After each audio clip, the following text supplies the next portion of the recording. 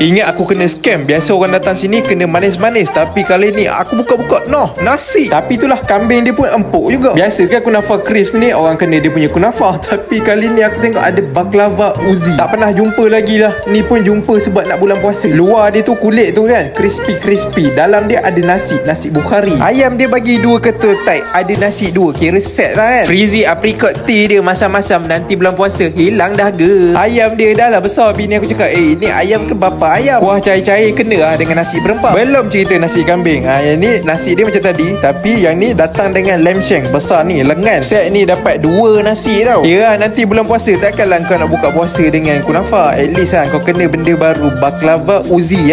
Ingat nama dia tu. Kambing dia nampak sendiri empuk. Buka puasa nanti kau jangan menyandar pula. Malam nak kena pergi tarawih pula, setahun sekali je tu. Lamb shank dia ada tulang kan. Tulang je jangan lupa, boleh sedut lagi. Dah kenyang, jangan lupa dia punya dessert tu ada manis-manis dulu. Kunafa dia macam biasa ada. Semuanya ada di Kunafa Crisp Bukit Bintang, Kuala Lumpur.